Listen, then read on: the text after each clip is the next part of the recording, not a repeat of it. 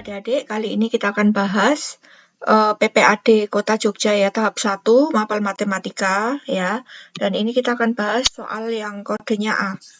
Oke, kita mulai saja dari nomor 1, pertandingan sepak bola. Nah, di sini ada tabel ketentuan poin pertandingan.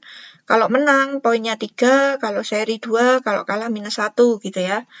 Suatu pertandingan sepak bola antar kelas ABCD di suatu sekolah disepakati bahwa peringkat ditentukan jumlah poin akhir pertandingan. Ketentuan poin seperti pada tabel di atas. Hasil pertandingan sebagai berikut. Nah, kalau adik-adik lihat di sini ada pertandingan pertama nih ya, A dan B, hasilnya B menang. Ada A dan C, hasilnya A menang. Nah, ini agar memudahkan kita buat saja per kelasnya ya. Nah, ini kita coba buat kelas A itu kita cari menang berapa kali. Kita coba cari kelas A itu menang di sini nih adik-adik. 1 kali berarti ya. Nah, kelas A itu menang 1 kali. Berarti 1 kali nilai poinnya. Poinnya kalau menang itu poinnya 3 adik-adik. Jadi yang A ini 3. 1 kali 3 ya. Hasilnya 3 dari poin menangnya. Kemudian kita cari yang seri adik-adik. A ini pertandingan seri ada 1 kali juga nih. Oke, 1 kali poinnya. Poinnya kita lihat 2 kalau seri ya adik-adik. 2, berarti 2 di sini. Kemudian ada kalah. Kita cari kalahnya berapa kali A. A itu kalahnya, nah ini di sini adik-adik. A dan B, B menang berarti A kalah ya. Kalah 1 kali, berarti 1 kali kita lihat kalah itu -1 adik-adik. Jadi di sini -1. Ya, skor totalnya untuk A berarti 3 tambah 2, 5 kurangi 1, 4. Ya, ini untuk A. Kemudian kita cari lagi yang kelas B. Ya, kelas B itu menangnya berapa kali? Ayo kita cari. B menang ini sekali ya. Di sini 1 kali 3 ya adik-adik berarti. Ya, hasilnya 3. Kemudian serinya berapa kali kita lihat. B itu seri 1 kali adik-adik. 1 kali 2 berarti ya, 2. Kemudian kalahnya B berapa kali kita lihat. B itu, nah ini di sini B kalah nih. Di sini B kalah berarti 1 kali -1 ya. Itu -1. Oke, kita jumlahkan. Total skornya untuk B berarti 3 tambah 2, 5 kurangi 1, 4 juga. Oke, kita cari lagi ke yang C ya adik-adik ya. Nah, oke, untuk yang kelas C. Kelas C menang berapa kali? Mari kita lihat. Kelas C itu, nah di sini nih, C menang 1 kali ya, berarti 1 kali 3, itu 3. Kemudian seri. C serinya berapa kali? Ini C lagi menang, C nggak ada ya adik-adik. Serinya 0 kali, 0 kali 2, berarti 0. Kemudian kalahnya. Oke, kita lihat. Kalahnya ada berapa kali C? Ini C kalah di sini 1. Kemudian di sini juga kalah lagi. 2 kali kalah ya si C ini. 2 kali -1 berarti -2. Oke, ini jumlahnya berarti 1 adik-adik ya. Kemudian kita cari lagi yang kelas D. Untuk kelas D menang berapa kali? Mari kita lihat. Ini ya, D menang 1 kali ya adik-adik ya. Berarti 1 kali 3. Ya, oke, itu 3. Kemudian yang D, seri berapa kali? Kita lihat lagi. Nah, ini seri, ini D. Ini juga seri D-nya 2 kali ya. 2 kali seri ya, 2 kali 2 berarti jadi 4. Kemudian kalahnya, kita lihat kalahnya D. D itu kalau bertanding, ini seri ya. D ini juga menang malah. Jadi 0 kali kekalahan. 0 kali -1. Itu 0. Ya, kalau kita jumlahkan skornya D adalah 7. Nah, kita lihat kelas dengan peringkat pertama pada pertandingan sepak bola tersebut adalah, nah dari sini yang teratas tentu saja yang D. Jadi jawabnya nomor 1 yang A. Gitu ya adik-adik. Kemudian kita lanjut lagi ke nomor 2. Body Mass Index atau BMI atau indeks massa tubuh adalah salah satu ukuran kadar lemak berdasarkan tinggi dan berat seseorang. Indeks massa tubuh dihitung dengan rumus. Nah, ini ada rumusnya adik-adik ya. Berat badan dalam kilogram per tinggi badan dalam meter. Nah, ya. Terus di sini ada kategorinya. Nanti kita baca. Kemudian kita langsung ke soalnya aja. Arista memiliki berat badan 48 dan tinggi 1,6, sedangkan Hisyam memiliki berat badan 70 dan tinggi badan 2 meter. Perhatikan beberapa pernyataan berikut. Kita cek dulu yang nomor 1 adik-adik. Indeks massa tubuh Arista kategori normal. Oke, Arista, tadi rumusnya apa adik-adik ya? Rumusnya itu berat badan, berarti 48 ya adik-adik untuk Arista ini. 48 dibagi, nah kita lihat nih, dibagi TB, tinggi badannya ini kita kuadratkan adik-adik. Tinggi badannya Arista 1,6 ya adik-adik ya. Berarti 1,6 dikali 1,6. Nah ini kalau adik-adik cari nanti ketemunya 18,75. Oke, 18,75 kita lihat berarti ada di kategori normal ya adik-adik. Ini kategori normal itu 18,5 sampai 25. Jadi ini normal nih. Ya, kategori normal berarti nomor 1 ini benar. Gitu ya adik-adik. Kemudian kalau nomor 1 benar, adik-adik langsung lihat di pernyataannya aja ya. Kalau nomor 1 benar, ini nomor 2 udah pasti salah. Jadi nomor 2 ini kalian nggak usah cari lagi adik-adik. Ya, untuk memudahkan kalian mengerjakan soal dan untuk agar lebih cepat. Kita langsung ke nomor 3, kita cek aja. Indeks massa tubuh Arista lebih rendah dari Hisyam, gitu ya. Nah, kalau kita cari massa tubuh Hisyam dulu ini berarti ya, indeks massa tubuhnya Hisyam. Oke, kita langsung cek aja di nomor 4 adik-adik. Indeks massa tubuh Hisyam mencapai normal jika berat badannya naik 4 kilo. Kita lihat si Hisyam berat badannya 70. Kita coba ya, Hisyam kalau naik 4 kilo berarti berat badannya jadi 74 ya adik-adik. Oke, kita langsung coba berarti 74 dibagi tinggi badannya 2. 2 kali 2. Oke, ini kalau kalian cari nanti ketemunya 18,5 adik-adik. Dan ini masuk di kategori normal ya adik-adik. Jadi Hisyam ini memang berat badannya kategorinya normal. Jadi nomor 4 ini juga betul. Jadi kita langsung bisa tahu 1 dan 4. Jawabannya jadi nomor 2 adalah B. Kemudian kita lanjut lagi ke nomor 3 adik-adik. Perhatikan gambar denah rumah berikut. Diketahui luas tanah sebenarnya untuk bangunan ya. Jadi ini luas tanah sebenarnya ya. Kita cari langsung aja luasnya ini berarti 66 meter persegi ya adik-adik ya. Nah perhatikan pernyataan berikut, kita cek langsung nomor 1 adik-adik. Nilai K pada skala adalah 60. Nah kita coba aja dulu adik-adik ini di sini. Karena ini tadi luas tanah sebenarnya, kita cari luas tanah pada peta, adik-adik. Ya, luas tanah peta itu berarti ini panjangnya 12, gitu kan. Terus berarti ini lebarnya berapa nih? 8 tambah 4 tambah 6 tambah 4. Berarti 22 ya, adik-adik ya. Jadi ini 22 cm lebarnya. Nah, berarti luasnya itu 12 cm dikali 22 cm ini, adik-adik.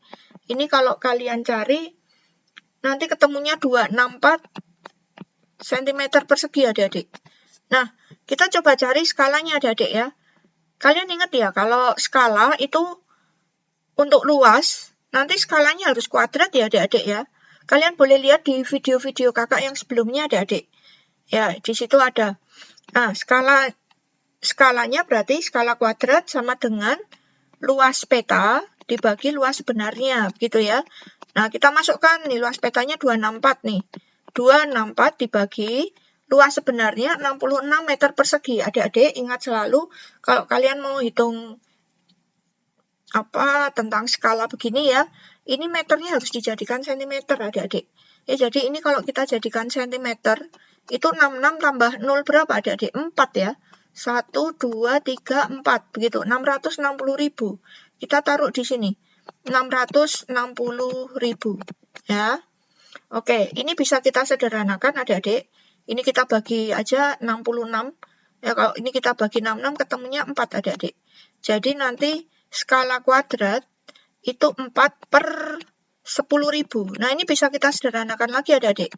Ya, kalau kita bagi 4 jadi 1 per 2.500. Gitu kan?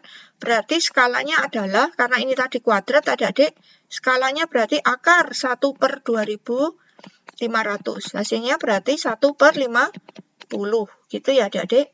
Jadi yang nomor 1 ini sudah pasti salah ya. Oke, karena 1 salah, 2 nggak usah dicari. 2 ini sudah pasti betul. Gitu ya adik-adik. Kita lanjut ke yang pernyataan berikutnya tuh, yang nomor 3. Kita coba lihat, luas kamar mandi sesungguhnya 24 meter persegi. Luas kamar mandi sesungguhnya ya, tadi kita coba lihat, kita sudah hitung ya. Tadi itu skalanya 1:50 kan adik-adik. Nah, kalau nomor 3 ini kita cek, kita coba luas kamar mandi sesungguhnya. Luas sesungguhnya itu berarti luas peta ya adik-adik. Luas pada peta dibagi skala kuadrat gitu ya, karena ini luas. Oke, kita masukkan. Luas pada peta, kita cari dulu kamar mandi. Nih ya, kamar mandi ya. Kamar mandi itu kesininya 6. Ya, kesininya 4, lebarnya 4. Berarti luasnya 24. Ya, adik-adik ya, 6 kali 4. Nah, jadi 24 ya, dibagi. Nah, kita baginya gini aja. Skalanya 1/50 dibagi lagi 1/50. Jadi nanti 24 dikali 50 dikali 50. Nanti kalau kalian cari, ini ketemunya 60.000. Jangan lupa, ini satuannya cm. Kalau kita jadikan meter, berarti nolnya hilang 4, jadi 6 meter persegi. Ya, ini persegi juga ya, adik-adik, karena luas. Gitu ya. Jadi, luas kamar mandi sesungguhnya itu sebenarnya 6 meter persegi. Kalau ini 24 meter persegi, udah pasti salah ya, adik-adik, nomor 3. Berarti nomor 4 ini nggak usah dicari, udah pasti betul. Jadi, jawabannya adalah 2 dan 4, yaitu yang D. Gitu adik-adik. Oke, kita lanjut lagi ke nomor 4. Nah, sudah lebih paham kan sekarang? Yuk, segera subscribe untuk selalu dapat notifikasi video terbaru. Dan jangan lupa juga like, komen, dan juga share ke teman-teman kalian ya. Oke, di nomor 4 ini kesiangan, gitu adik-adik judulnya. Ya. Menurut kebiasaan, Pak Adi berangkat kerja dari rumah itu jam 6, berkendara dengan kecepatan 45 km per jam, dan tiba di tempat kerja itu jam 8. Nah, ini dari sini kan kita tahu nih, waktu tempuh dia di jalan, ya waktunya itu adalah 2 jam. Gitu kan adik-adik ya. Kita lanjutkan lagi, karena suatu hal Pak Adi berangkat pukul 6.30, ya ini gara-gara kesiangan tadi ya adik-adik ya. Agar Pak Andi sampai di tempat kerja jam 8, maka kecepatan rata-rata Pak Andi adalah, ya, ini tentu saja kita pakai JKW ya adik-adik, kalian sudah tahu kan rumusnya ya. Nah, karena kita mau hitung kecepatan ini, kecepatan itu rumusnya apa? Jarak dibagi waktu. Nah, kalau kita langsung mau hitung, di sini jaraknya belum tahu adik-adik ya. Kita cari dulu jaraknya. Kita cari dulu jaraknya dari pernyataan yang pertama sebelum dia kesiangan adik-adik. Ya, jarak itu kecepatan dikali waktu. Ya, kecepatannya itu biasanya 45. Kita masukkan sini 45 dikali, karena ini sudah kilometer per jam, jadi ini langsung kita masukkan 2 jam aja adik-adik ya. Jadi jaraknya adalah 90 km. Ya, dan jarak ini nggak mungkin berubah, karena jarak ini adalah jarak sebenarnya dari rumah Pak Andi ke kantor. Jadi jarak ini bisa untuk kita hitung di sini. Berarti 90 ya, kita bagi. Nah, sekarang kita hitung waktunya. Karena kesiangan, dia berangkat jam 6.30 dan harus sampai di kantor jam 8. Nah, ini kita hitung. Kalau kita hitung adik-adik, ini karena dikurang ini ya, jadi 60 kurangi 30 kan 30 menit. Jadi 1 jam 30 menit adik-adik ya. Karena ini 1 jam 30 menit, menitnya ini kita jadikan jam adik-adik. 30 menit itu kan setengah jam. Jadi ini 1,5 jam. Gitu ya. Kalau kita buat lagi ini berarti 3/2 jam. Nah, ini kita masukkan ke sini. 3/2. Jadi hasilnya nanti 90 dikali 2/3. Ini kita coret bisa ya, 30. Jadi kecepatannya 60 km per jam. Hasilnya jadi nomor 4 adalah yang C. Ya, gitu adik-adik. Kita lanjut lagi ke nomor 5. Hukum gravitasi Newton. Isaac Newton adalah orang pertama yang mengungkapkan gagasan adanya gaya gravitasi.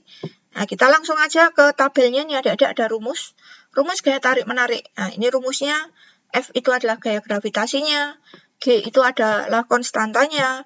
M-nya massa benda 1 dan 2, R-nya jarak benda, gitu ya. Nah, di sini diketahui sebuah satelit memiliki massa 3 kali 10⁵ berjarak 3 kali 10⁵. Jika diketahui massa bumi 6 kali 10 pangkat 24, maka gaya tarik menariknya, nah ini kita langsung masukkan rumus saja adik-adik. Rumusnya kan berada di atas nih. G kali, nah ini G-nya yang ini kan, 6,67 kita masukkan nih. 6,67 kali 10 pangkat min 11, ya, dikali masanya. Tadi masanya yang pertama adalah 3 kali 10 pangkat 5, masanya yang kedua 6 kali 10 pangkat 24, gitu ya adik-adik. Nah, dibagi jarak kuadrat. Nah, jaraknya 3 kali 10 pangkat 8, dikali lagi 3 kali 10 pangkat 8.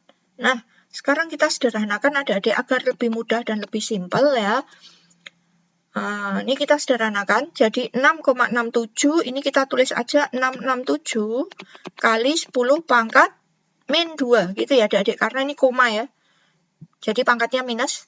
Ya, kita lanjutkan dikali 10 pangkat min 11, dikali 3, kali 10 pangkat 5, sebentar. Ini mending kita langsung, ya, kita langsung sendiri-sendirikan aja adik-adik. Jadi yang angka sama angka adik-adik ini, ya. Oke, di sini ada 3. Ya, ini di sini ada 3 ya, kita tulis. Terus ada 6 di sini kita tulis. Ya, tadi dari 6,67 tadi 10 pangkat minus 2. Kita lanjutkan 10 pangkat min 11. Kita lanjutkan lagi 10 pangkat 5. Kita lanjutkan lagi 10 pangkat 24, gitu ya. Dibagi, gitu adik-adik. 3 kali 3, gitu. Dikali 10 pangkat 8, dikali lagi 10 pangkat 8. Ya, sekarang kita sederhanakan adik-adik. Yang bisa dicoret, kita coret dulu. Ya, ini dibagi 6 kan 2 nih. Oke, kita sederhanakan lagi. Jadi nanti ketemunya 667 kali 2 kali, nah ini kita hitung. Min 2, min 11, jadi ini kan kalau pangkatnya bisa kita jumlahkan. Jadi kan min 13 ditambah 5, itu min 8 ya. Min 8 ditambah 24, ini jadi 10 pangkat berapa adik-adik? 16 ya. 16. Nah, dibagi gitu ya. Dibagi 10 pangkat 16 juga ini yang di bawah ya. Sebentar, ini benar nggak? Min 2, min 11 itu min 13. Min 13 ditambah 5. Min 8 ya adik-adik. Min 8 ditambah 24. 16 ya, betul ya. Jadi ini kita coret aja ini. Jadi nanti hasilnya 667 dikali 2.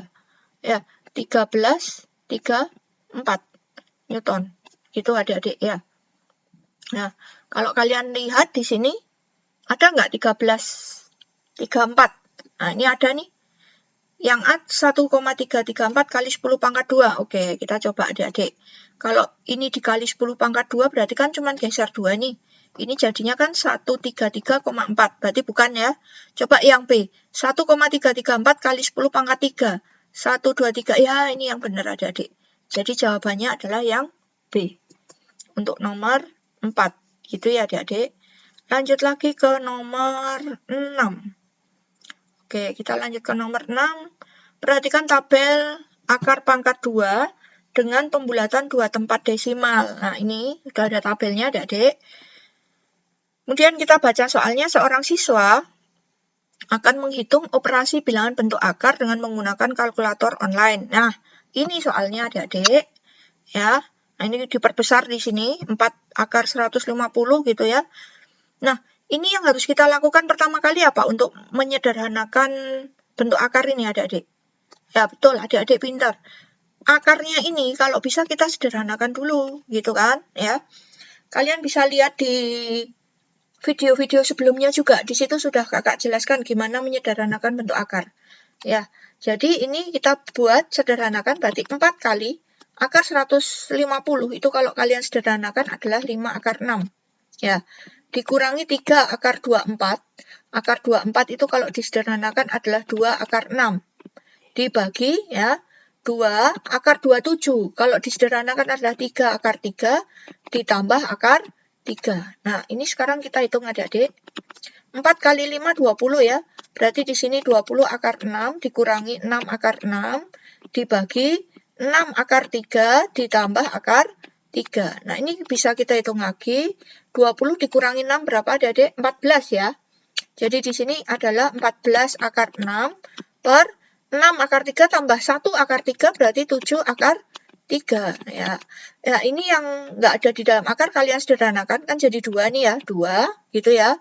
Nah, sama-sama yang bentuk akar juga bisa kalian sederhanakan jadi 2 juga di sini. Jadi hasilnya adalah 2 akar 2. Nah, karena tadi bentuk akarnya sudah ada di tabel ya, kita tinggal lihat nih akar 2 berapa nih, kita lihat. Ya, di sini Adik-adik. Akar 2 adalah 1,41. Oke, kita tinggal masukkan berarti. Sama aja berarti nanti 2 dikali 1,41. Hasilnya berapa? 2,82. Jadi nomor 6 adalah yang D. Itu Adik-adik untuk nomor 6. Kemudian kita ke nomor 7. Nah, ini ada Leonhard Euler. Leonhard Euler lahir di Basel 15 April 1707. Nanti kalian bisa baca sendiri. Nah, kita langsung ke ini aja, tabelnya ya Adik-adik. Nah, di tabel ini ada banyak titik sudut, banyak rusuk, dan banyak sisi ya Adik-adik. Ya, kita langsung lihat ke pernyataannya. Nomor 1 dulu kita cek. Nomor 1 ya. Jumlah titik sudut dan rusuk pada prisma segi 10 adalah 50.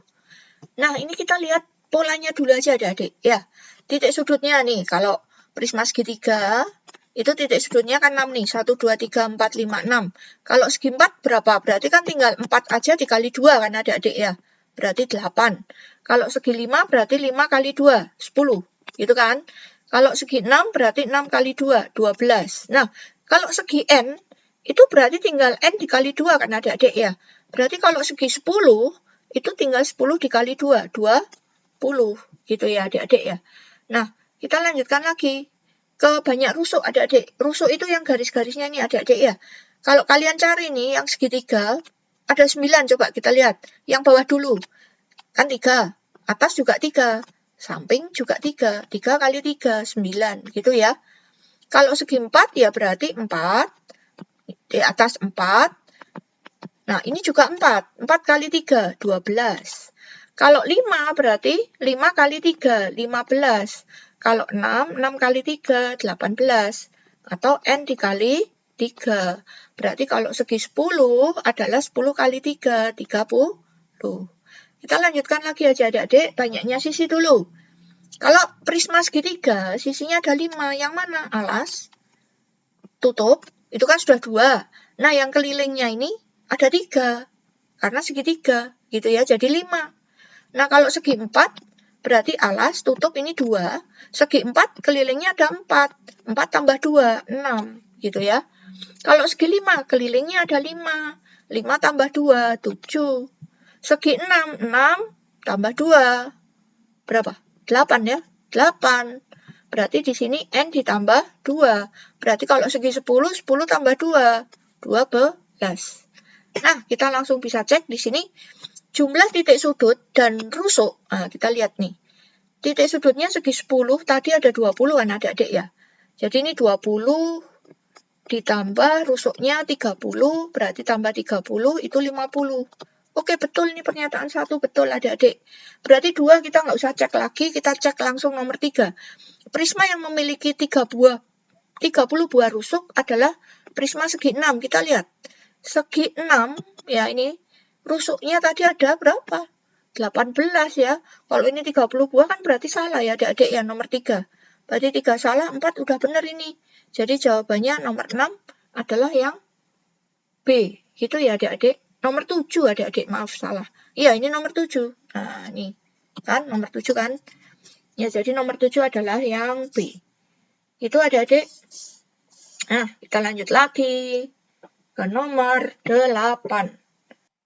Nah, sudah lebih paham kan sekarang? Yuk segera subscribe untuk selalu dapat notifikasi video terbaru. Dan jangan lupa juga like, komen, dan juga share ke teman-teman kalian ya.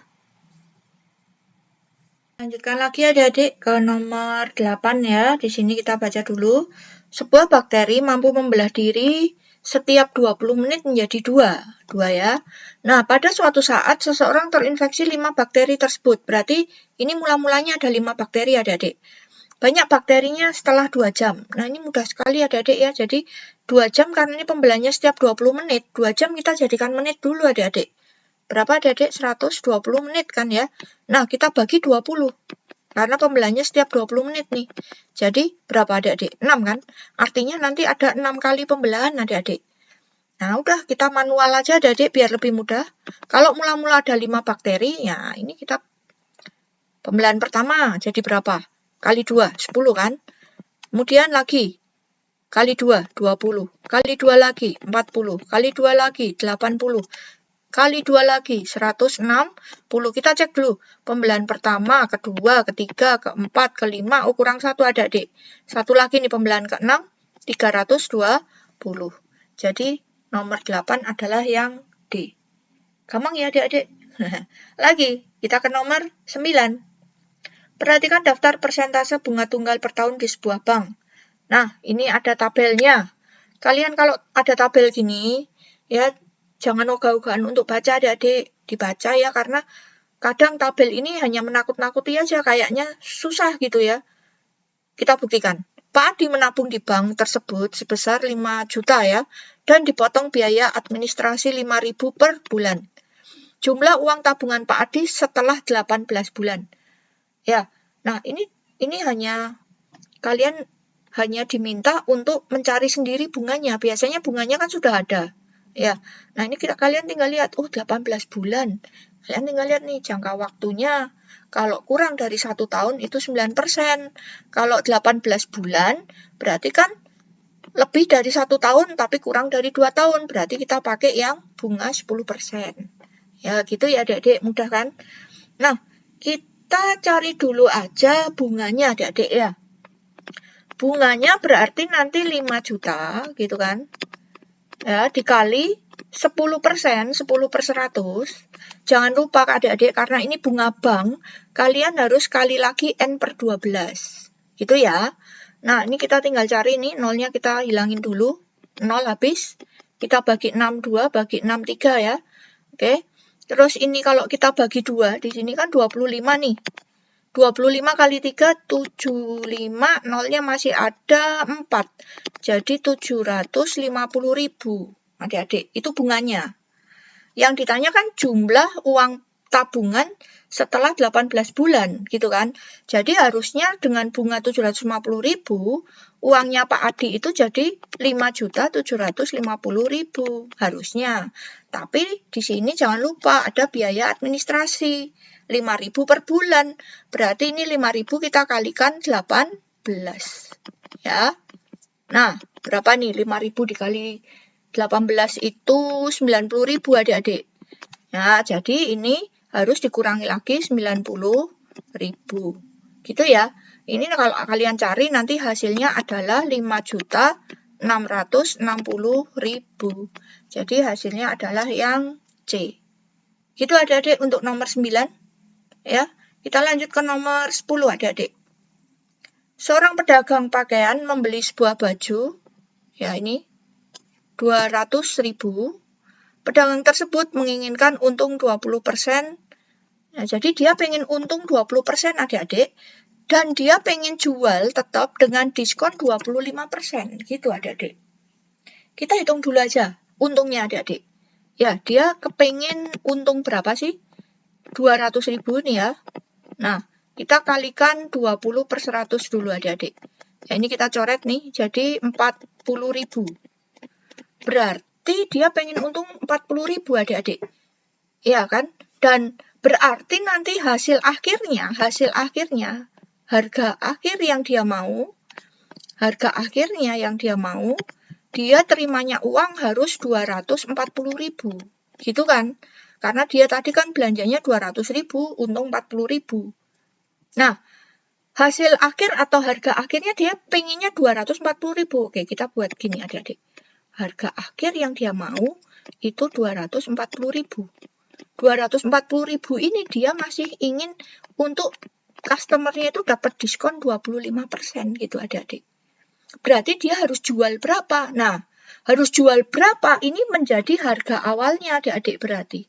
Harga jualnya itu berarti harga awal dia jual. Paham ya adik-adik ya? Gitu ya. Harga awal dia jual berapa kita cari. Karena dia nanti maunya dapat uang itu 240.000. Akhirnya dia maunya 240.000. Oke. Ini gampang kan adik-adik untuk nyari harga awal? Kita tinggal bagi aja. Kita lihat nih. Berarti harga akhirnya ini 240.000 adalah 75%-nya. Gitu kan? Berarti nanti gimana nyarinya? Untuk harga awal, kita carinya tinggal dibagi adik-adik.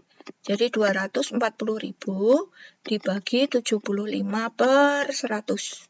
Ya, jadi 240.000 itu dikali berapa?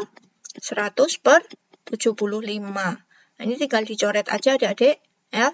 Nanti hasilnya ketemunya adalah 320.000. Jadi hasilnya nomor 10 adalah yang D. Ya, gitu adik-adik. Kita sudah kerjakan soal-soal ini 10 nomor ya. Untuk nomor 11 dan berikutnya nanti ada di video selanjutnya adik-adik. Selamat belajar, selamat mempersiapkan diri untuk ASPD di bulan-bulan selanjutnya ya adik-adik. Tetap semangat belajar, jangan lupa like, subscribe, dan komen adik-adik.